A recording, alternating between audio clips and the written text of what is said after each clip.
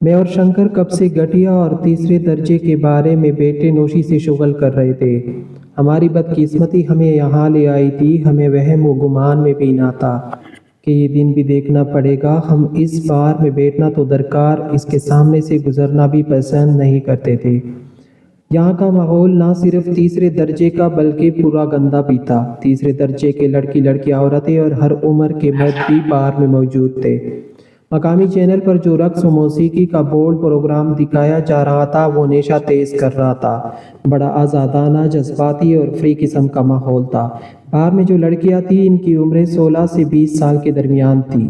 इनमें एक वेट्रेस कमला जो 20 बरस की थी, वो मेरे मोहल्ले की बहू थी। इसका शौहर शराबी था। मैं इसकी पत्नी को जानता था और वो मुझे जानती थी। सास, पति और नंदों का कहना था कि पैसा लाओ, कहीं से भी और कैसे भी, तुम्हें हर बात की आज़ादी और पूरी छूट है। वो इस बार की सबसे खूबसूरत और पुरकशिश औरत थी। इस पर 16 बरस की दोशीज़ा का इसलिए गुमान होता था। वो चीरे और मुतनासिब बदन की थी। अगर इसकी औलाद ना होती तो जाने कब की घर छोड़कर कहीं रोपोश हो जाती। जब किसी दिन किसी वजह से वो कम पैसे लाती तो सब मिलकर इस गरीब का बर्ता बना देते थे। ये कहानी सिर्फ एक कमला की नहीं, हज़ारों कमलाओं की थी। इसने एक दो मरतबा मेरी कोठी का दरवाज़ा भी रात 10 बजे खटखटाया था, लेकिन सिर्फ एक मरतबा मैंने इसकी मदद की थी। कमला को 100 रुपये की ज़रूरत थी, वरना इसका स्वागत लातों, जूतों और तेल छिड़क कर आग लगाने की धमकियों से होता। बेरोजगारी कितनी बुरी लानत और अजियत है हम अच्छी तरह जानते हैं। हमारी ख्वाहिश होती थी कि कोई शिकार ना हो जाए, चाहे वो दुश्मन ही क्यों ना हो। इस शहर की बलाई हर एक को ना सिर्फ लूट रही थी बल्कि नौजवान लड़कियों और औरतों की गलाजत करते रास्ते पर चलने पर मजबूर कर रही थी। हम यहाँ शबाब के लिए नहीं बल्कि शराब से गम गलत करने आए थे। मैं कल का अखबार ले आया था जो एक शनासा बुक स्टॉल वाले ने मुफ्त में दे दिया था। कल इतवार था, इतवार के अखबारात में ज़रूरत है कि इश्तिहार की भरमार होती थी। शंकर भी वही सफ़ा देख रहा था। दफतन 20 बरस की एक लड़की अंदर आई। इसमें हर किसी को मुतवज्जो करने वाली जाज़िबत भरी थी। वो गहरे मेकअप में थी, हालांकि उसे इसकी कतई ज़रूरत ना थी क्योंकि इसकी नमकीन और रोगनी जिल्द में बड़ा हुस्न और नकार था जो किसी मेकअप आपका मोहताज नहीं होता। इसने हाल का सरसरी सा जायज़ा लिया और हमारी मेज़ की सिमत बढ़ी। उसे हम दोनों शायद चर्बीदार मुर्गे दिखाई दिए थे। इसकी एक वजह गालिबन ये थी कि हम दोनों हाल के तमाम गाहकों में कदरे साफ सुथरे और खुश पोशाक दिखाई दे रहे थे। उसने मेज़ के करीब पहुंचकर दिलकश अंदाज से मुस्कुरा के देखा। उसकी आंखों में खूबसूरती थी और चेहरा दिल फरेब। क्या मैं आपकी कोई सेवा कर सकती हूँ? इसने मेरी आंखों में झांका। इसकी आवाज़ बड़ी मधुर थी। क्यों नहीं, मैंने अपने बराबर वाली खाली कुर्सी की तरफ इशारा करके शौक़ी से कहा। शुक्रिया, वो ये कहते हुए कुर्सी पर बैठ गई। शमीयती जी, मैंने बड़ी संजीदगी से कहा, हम दो आदमी हैं, देख ले, सोच ले, इससे कोई फ़र्क नहीं पड़ता। वो कदर शौक़ी से बोली, मेरा काम ही सेवा करना है। कहाँ बहुत आसान है। मैंने इसके चेहरे पर निगाहें मरकूज़ करते हुए कहा। शंकर मुझे अहमकी की तरह देख रहा था। मौका तो दे। इसके चेहरे पर नकार सा आ गया। हाथ नगन को आरासी किया। मैंने संजीदगी बरकरार रखी। हम जो जाम नचार रहे हैं इसका बल 40 रुपये है और वेटर्स को टिप देने के लिए हमारे सिर्फ 5 रुपये है। लंच के लिए हमारी जेबों में दमड़ी भी नहीं है। आप हम दोनों को किसी भी होटल में 2 लुक़मे खिला दे तो हम पर बड़ा एहसान होगा। आपकी इस सेवा को हम कभी भी किया। वो एक झटके से उठकर खड़ी हुई।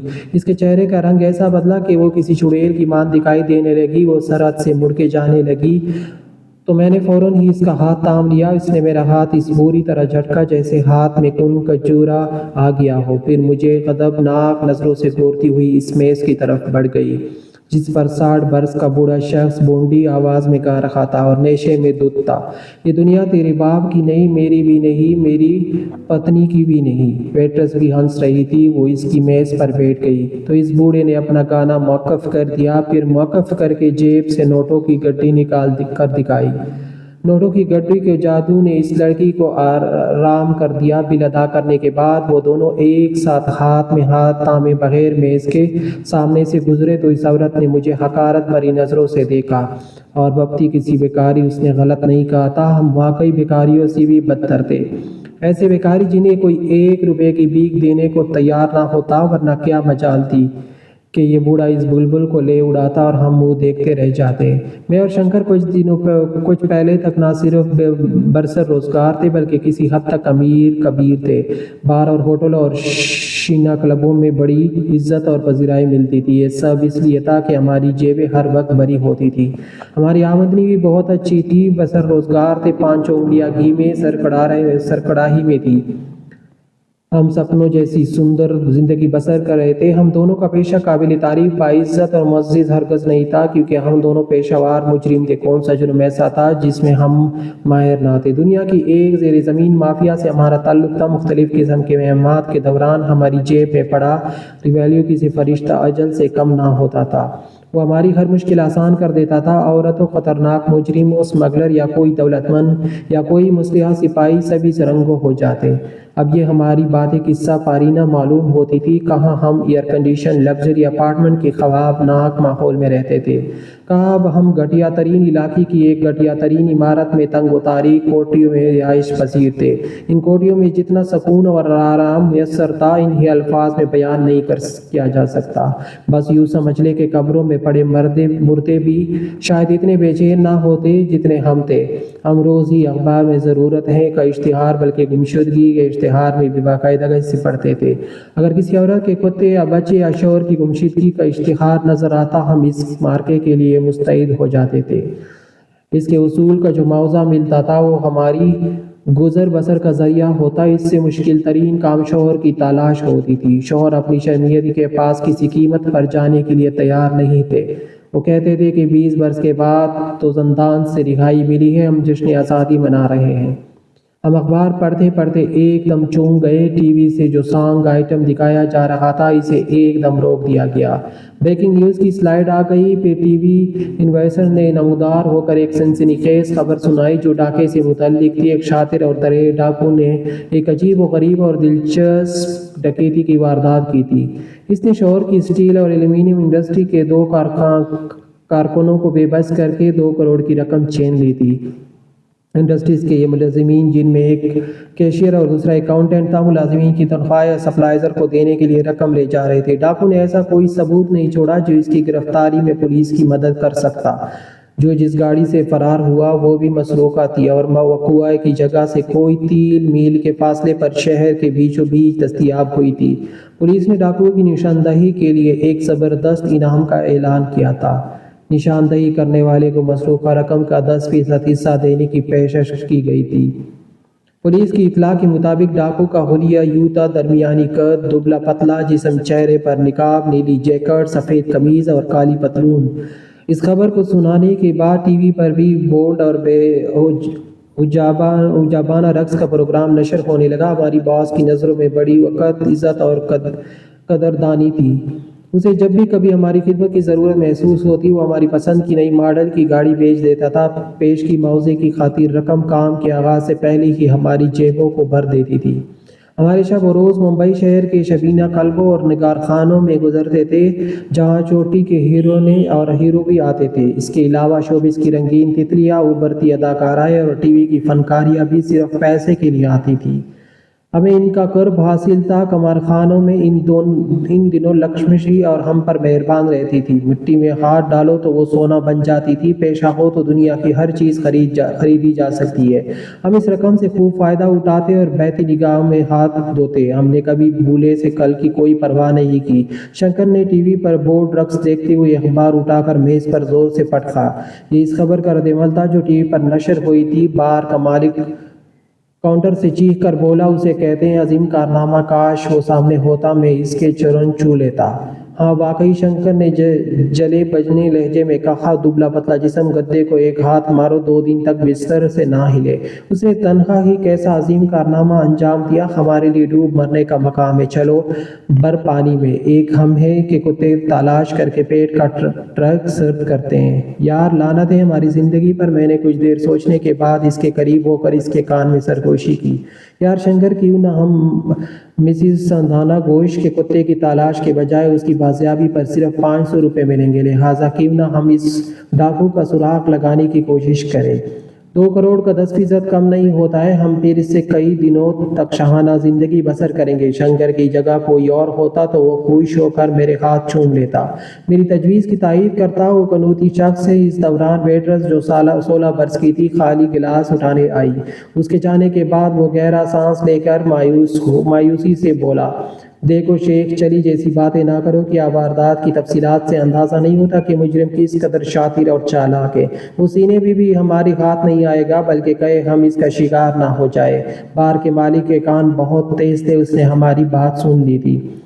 اس نے چیخ کر کہا، ہماری پولیس نربھیمک ہے. وہ پولیس کے انتظار میں ان کو سیوا کرنے توڑی بیٹھا ہوگا. اس نے فرار کا منصوبہ پہلے ہی بنا لیا ہوگا. وہ ہوائی جہاز سے رقم لوٹنے ہی فرار ہو گیا ہوگا اور وہ اکیلا ہرگز نہیں گیا ہوگا. جانے کہ اس کی بیوی، بہن، بہو اور بیٹی کو ساتھ لے گیا ہوگا تاکہ جشن منا سکے. وہ شاید مشروب خاص پی رہا تھا. اس نے اپنا پیگ خالی کر کے کہا، برا نہ مانو، اپنے گھر جا کر دیکھو. کہے تمہارے گھر کی عورت غائب تو نہیں ہے. اتفاق سے ہم دونوں کے مقدر میں کوئی عورت نہیں لکھی. اور تم بالکل ٹھیک کہتے ہو. ٹی وی سے جو خبر نشر ہوئی تھی اس میں بتایا گیا تھا کہ مسروقہ نوٹ بالکل نئے ہیں. ان کے نمبر بینک میں محفوظ ہے. ظاہر ہے کہ مجرم اس صورت میں یہ نوٹ اس شہر میں خرچ کرنے کی غلطی نہیں کر سکتا. شنکر نے سر ہلا کر کہا، وہ یقیناً کسی دوسرے صوبے میں فرار ہو گیا ہوگا. وہ بنگال، آسام یا مصر بھی جا سکتا ہے کیونکہ یہاں اتنی بڑی رقم غیر محفوظ ہونے کے علاوہ اس کی جان بھی خطرے میں تھی. دفعتاً مجھے اپنے سابق باس کا خیال آیا. میں اس کے بارے میں سوچنے لگا جس کے 2 روپ تھے. اس کا ایک روپ یہ تھا کہ وہ اس ملک کا بہت بڑا صنعت کار تھا. دوسرے وہ زیر زمین دنیا کا مافیا تھا. اس نے جرائم پیشہ افراد کا ایک گروہ بنا رکھا تھا. اس معاملے کا سنسنی خیز اور دلچسپ پہلو یہ تھا کہ ایک ڈاکو نے دوسرے ڈاکو کی دولت پر زبردست ڈاکہ مارا تھا. لوہے کو لوہے نے کاٹا تھا. جب ہم اس کے اہلکار تھے اور اس کا ہر حکم بجا لاتے تو وہ دنیا کی ہر آسائش، شباب اور شراب فراہم کرتا تھا. شنکر کا اس گروہ سے نکلنا اس کی اپنی لغزش کا نتیجہ تھا مگر میرے اخراج کا سب سے ایک قاتلانہ عالم تھا. میں ان دنوں ایک پری پیکر سے محبت کرتا تھا. اس کا نام کانتا تھا. میں اس بت تناز پر دل کھول کر خرچ کرتا تھا. یہ کہنا زیادہ مناسب ہوگا کہ اس پر اپنی آمد نہیں لٹاتا تھا. نہ وہ صرف سمجھدار، مہربان، فیاض بلکہ شاطر بھی تھی. میری مت ماری گئی تھی جو میں اس نے اب اپنے باس سے ملا دیا تھا کہ وہ میری انتخاب پر رشک کرے. دراصل اسے عالمی مقابلے حسن میں شریک کرانا چاہتا تھا کیونکہ اس کے تناسب اس معیار پر پورے اترتے تھے جو مقابلے کے لیے مقرر تھے. لیکن میرا اندازہ غلط ثابت ہوا. مجھے امید نہیں تھی کہ وہ بے وفا نکلے گی. اسے جیسی ہی باس کا قرب نصیب ہوا اس نے مجھے یکسر فراموش کر دیا. مگر میں ہمت ہارنے والوں میں نہ تھا، اس لیے کہ وہ میرا سپنا تھی اور میں اسے شدت سے چاہتا تھا کہ اس سے بے تعلق نہیں ہو سکتا تھا. جب باس نے میری اس جذباتی کیفیت اور دیوانگی کو محسوس کیا تو اس نے مجھے اپنے گروہ سے نکال دیا. علیحدہ کرتے وقت اس نے نہایت مشگاف الفاظ میں مجھے تنبیہ کی تھی کہ میں بولے سے بھی اس کے اور کانتا کے درمیان حائل ہونے کی کوشش نہ کروں. اگر کیا تو یہ ناقابل معافی حماقت ہوگی. پھر میری لاش کا پتہ بھی نہیں چلے گا. میں اتنا بے وقوف نہ تھا کہ میں اس کی دھمکی پر کان نہ دھرتا کیونکہ میں جانتا تھا کہ وہ بے رحم، سفاک اور خطرناک شخص تھے. مجھے کانٹا کے ساتھ گزرے لمحات گزار کر اسے بلا دینے کا دکھ اس لیے بھی نہیں تھا کہ میں جانتا تھا کہ جے بری ہو تو ایک یا ایسی 10 کانتا مل جاتی ہے. دل کو اور خود کو دلاسا دے کر کتوں اور ناراض شوہروں کی تلاش دھندے سے لگ گیا. رات کے 9 بجے میں شنکر بار سے نکلے تو اس وقت طبیعت بڑی بھاری تھی اور بھوک بھی لگ رہی تھی. شنکر نے ایک ٹھیلے سے برگر خریدا. ہم آدھا کھاتے ہوئے بجل قدموں سے اپنی نرک جیسی کولیوں کی طرف بڑھے. بلڈنگ کی سیڑھیوں کے پاس مالکان ٹنی نظر آئی جو کچھ کرایہ داروں سے الجھی ہوئی تھی.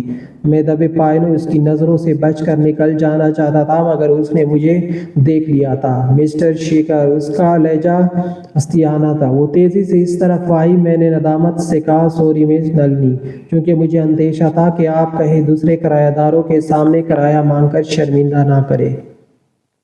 کافی دنوں سے کوئی گمشدہ کتا کتیا ملی نہ ہی شوہر، اس لیے ابھی آپ کی نظروں سے ایک قطرہ کے نکل رہا تھا. I am sorry. لمحے کے لیے نلنی کی آنکھوں میں ایک چمچ سی گھوم گئی. پھر اس نے ایک لمحہ سکیکا لگایا اور پھر بڑی خوش اخلاقی سے بولی، مجھے تمہاری طرف سے اطمینان ہے. میں جانتی ہوں کہ تم ایک ذمہ دار شخص ہو. جیسے ہی تمہیں پیسے ملیں گے میرا کرایہ ادا کرو گے. پھر اسے اچانک یاد آ گیا، تمہیں کسی نے فون کیا تھا؟ کس نے؟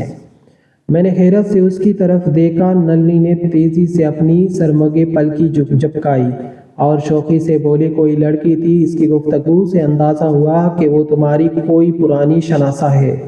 اس نے پیغام دیا کہ تم آج ہی اس سے رابطہ کر لو۔ پھر توقف کر کے اپنے پرس سے نوٹ بک نکالی اور اس کی ورق گردانی کرتی ہوئی بولی، 1 منٹ، اس کا نمبر دیتی ہوں، اس کا نام کیا تھا؟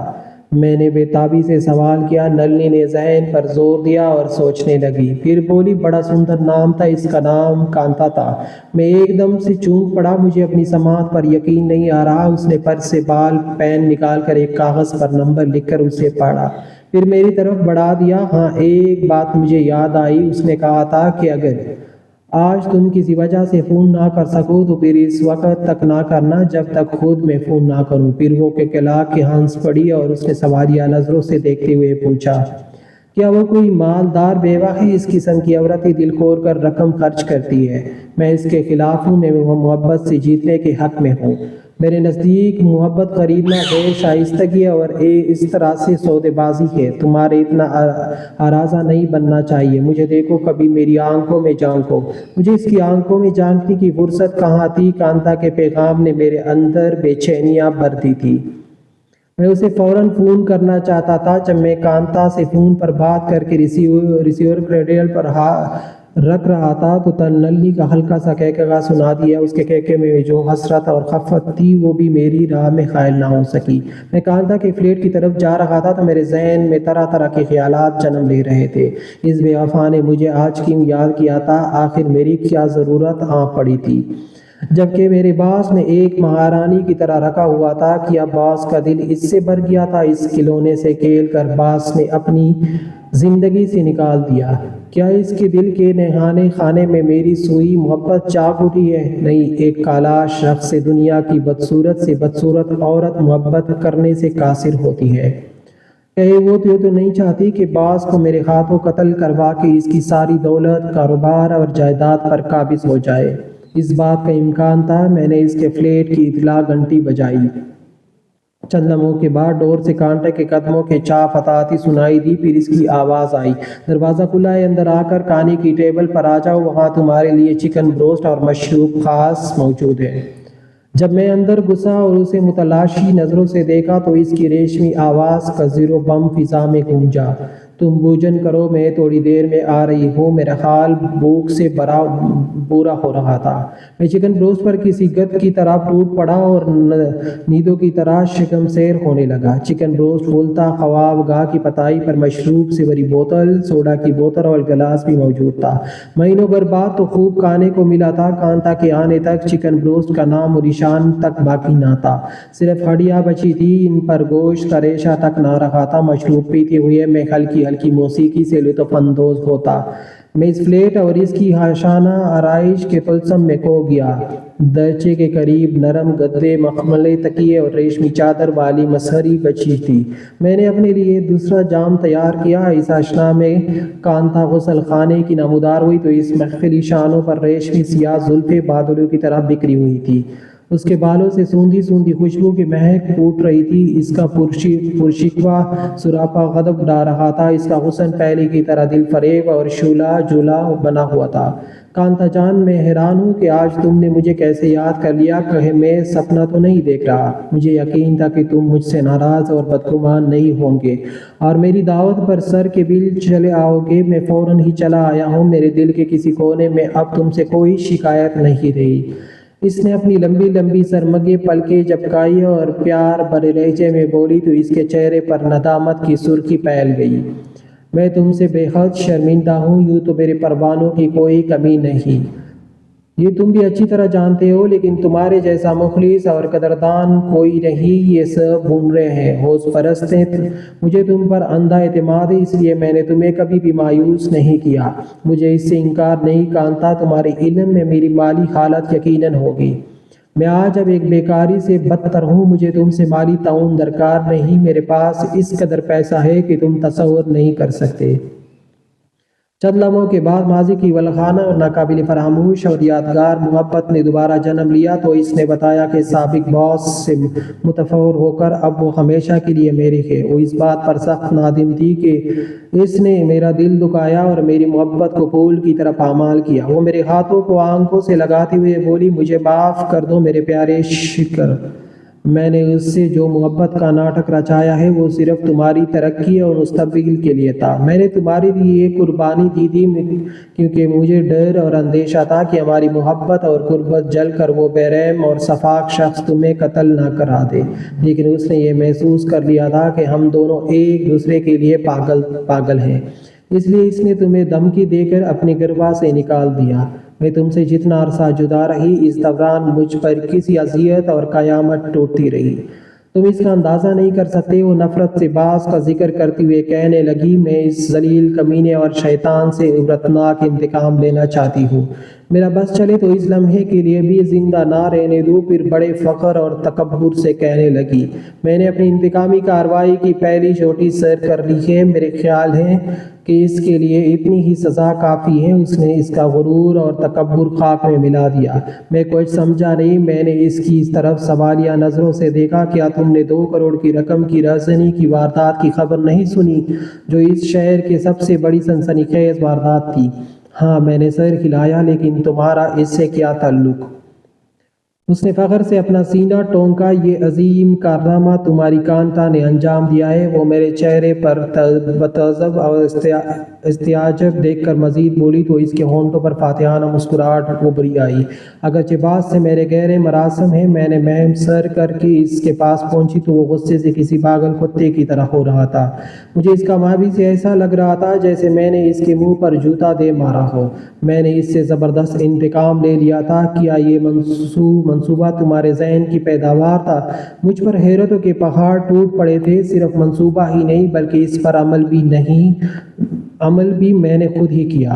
सादा सी बात है, मर्दाना लिबास, एक निकाब, हाथों में दस्ताने, चुर्मी, टोपी, खौफनाक रिवाल्वर, ये चीज़ें मेरे बहुत ही काम आए। मैं तुम्हारी इस दलेरी की जितनी भी दाद दूं बहुत कम है। मैंने सराहते हुए कहा, किसी के वहम गुमान में भी ये बात नहीं आ सकती थी कि इतना दुश्वार गुजार काम अंजाम देने वाला डाकू नहीं, एक जवान और खूबरो औरत हो सकती है। सबसे ज़्यादा दिलचस्प अमर ये कि मैं अब समझा कि डाकू का कदर दरमियाना और जिस चीरा और दुबला पतला क्यों था। रकम कहाँ है? ख्वाबगाह में बिस्तर के नीचे, कांटा ने बड़े से सकून लहजे में बताया। लेकिन कांता, अगर बास के कानों में बंक पड़ गई तो वो तुम्हारा शबाब गदास बदन गोलियों से भून कर कुत्तों को खिला देगा, मैंने तशवीश भरे लहजे में कहा। इसका सेकंड पार्ट मैं जल्दी अपलोड करूँगा, तो चैनल को आप सब्सक्राइब कीजिए।